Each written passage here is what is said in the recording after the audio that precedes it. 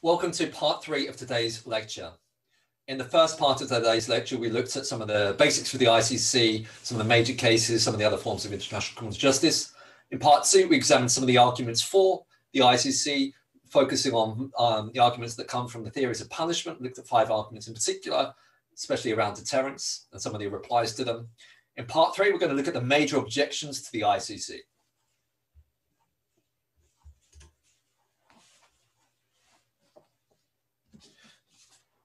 The first objection is that the launching of the prosecution will exacerbate the situation. Why might it do this?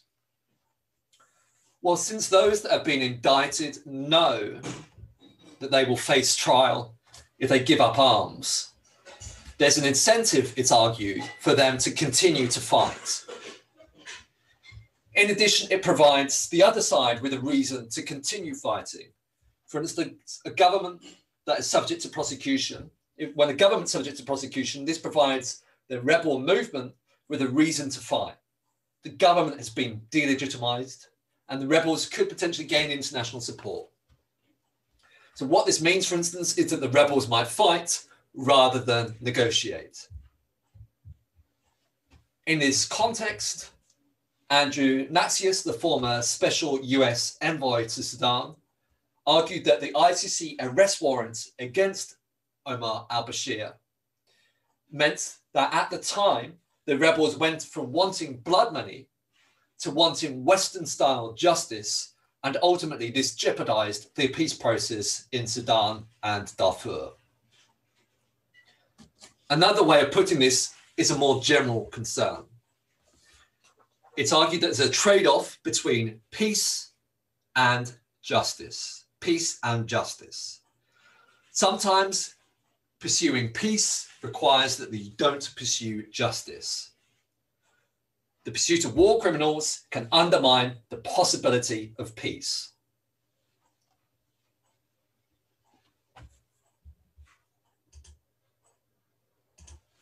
How should this be resolved? Well, if you really care about retribution, then you might think that justice should always prevail. But most hold that there should be the weighing of two, peace and justice. So we should weigh up peace, arguments for peace, arguments for justice, and work out which one we should pursue. There has been a lot of claims around peace and justice with the ICC. And it's clear that you often need justice for peace. Sometimes you need to prosecute perpetrators in order to create space for peace. This is in order to remove them from the situation or to delegitimize them when they could inflame tensions if they were still prevalent in the present in the society.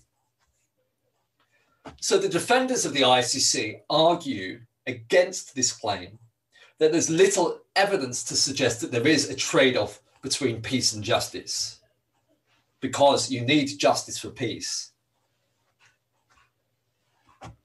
Also, if this is a really serious issue, the ICC action would really exacerbate a conflict. The UN Security Council, according to the Rome Statute, can suspend the prosecution for 12 months under Article 16. There's a more forcible reply even still, and it runs like this.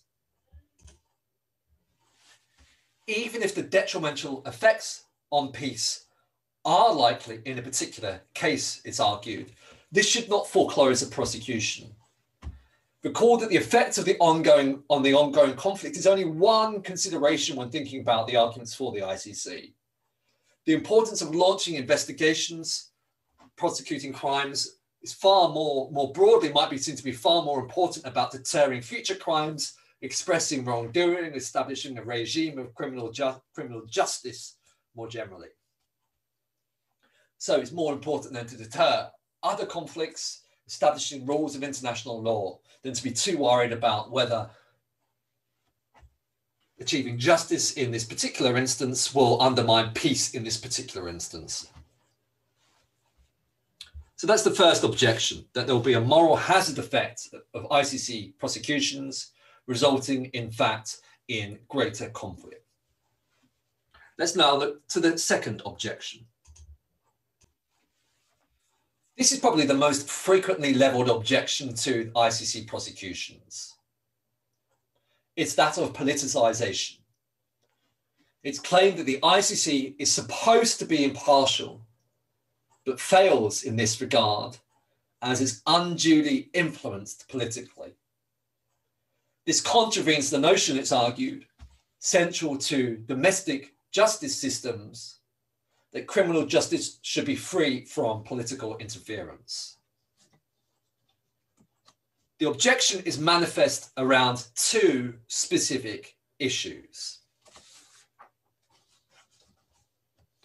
The first is that it's largely been those from African states that have been subject to ICC action. This has resulted in accusations of neo-colonialism and has called into question some of the support from African states.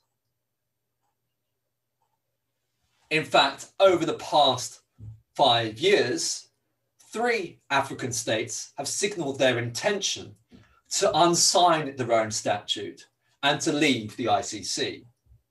These are South Africa, Burundi, and the Gambia.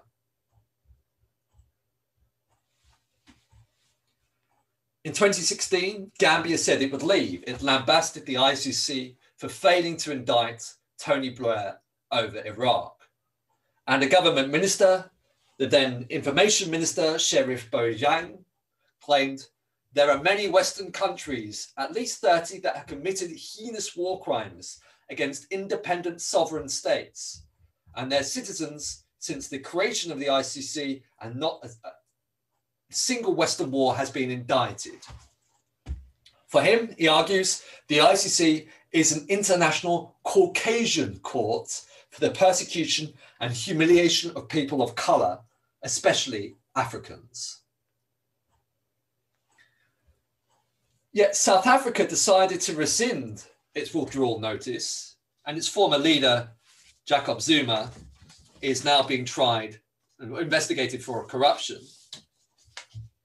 Burundi has withdrawn from the ICC, although its leader, Pierre Nkurunziza, died last year, so we don't know whether it might shift its position. Gambia has since rejoined. This is after its authoritarian leader, President Yahya Jammeh, was forced out. And in fact, it's since become a major campaigner for international criminal justice. With the backing of 57 members of the Organization of Islamic Cooperation, it's filed a case before the International Court of Justice, the ICJ, for alleging that Myanmar's atrocities against the Rohingya violate various provisions in the Genocide Convention, of which Myanmar is a signatory. This is a very interesting development. To be clear, this isn't about the International Criminal Court, the ICC. It's separate to this. It's about the International Court of Justice, which is a different court entirely. It's a completely separate body. International Court of Justice is focused simply on state-to-state relations. It's not about individual criminal responsibility. Very slow going. It's mainly an arbitration court. No one's going to end up in an international jail because of this.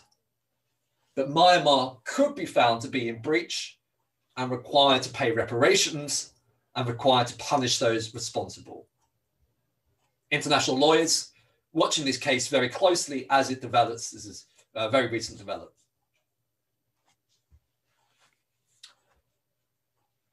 So first major element is that it's largely been African states that have been subject.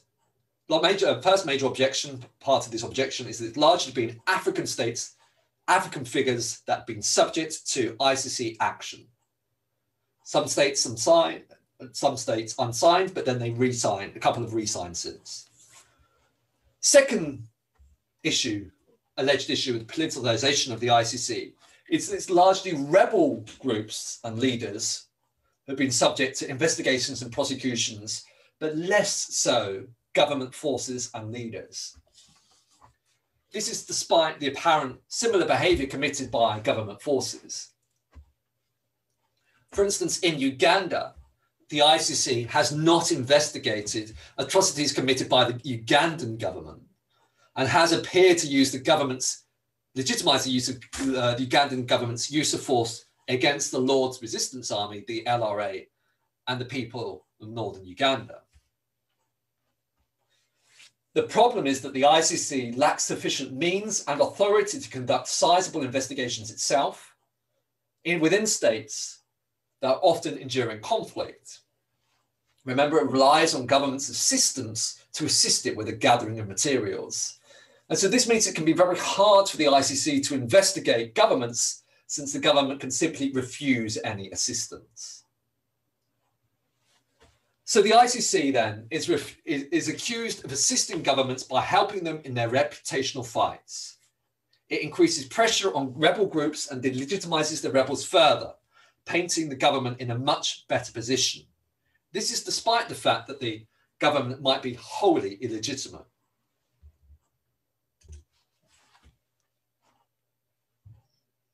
Underlying both issues concerns the alleged selectivity of the ICC.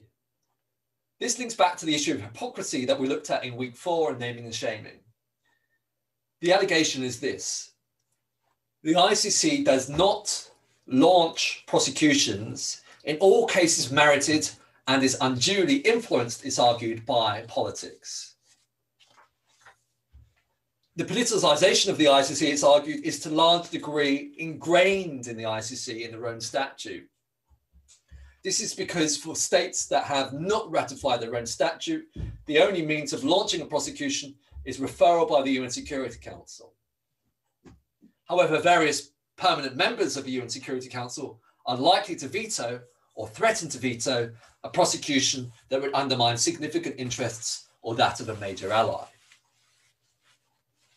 We've already seen that the US campaigned very heavily after the referral, after the beginnings of investigation in Afghanistan. Is this a fair objection? Well, in one sense, it clearly isn't. Many of the African countries that reach the ICC are not made by referrals from the UN Security Council or by the investigator acting on her own initiative in proprio moto, but rather by self-referrals. This is true.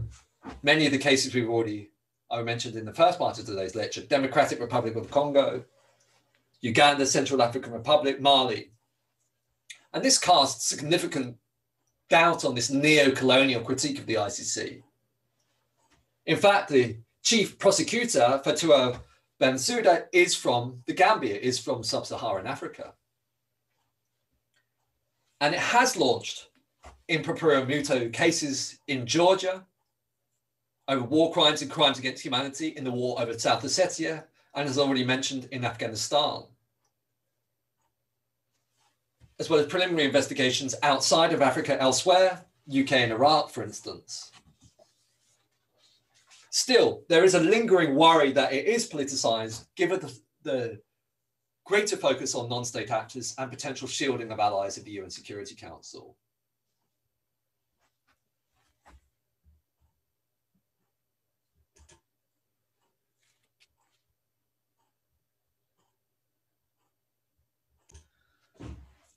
Now, this worry about selectivity has some affinity with the worries about the selectivity of diplomatic criticism, which we looked at in week 4, or about humanitarian intervention, which we looked at in week 1.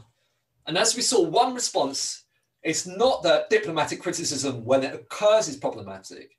Rather, the issue is that states are silent when they should actually engage in diplomatic criticism. They should constantly criticize rather than not criticize on other occasions. Similarly, the issue that there should be ICC action in all cases, in cases where there's currently no action, might not be the fact that there's ICC prosecutions in some cases, but that there should be ICC prosecutions in all cases that require. You can put this another way. The problem is not overzealous partial prosecution, but rather inhumanitarian non-prosecution. To that extent, it might be replied that the politicization of the international criminal justice system isn't a reason to reject it. It's a reason to develop it further, to overcome politicization, to free it from the UN Security Council, to have more states sign up to the Rome Statute, for instance.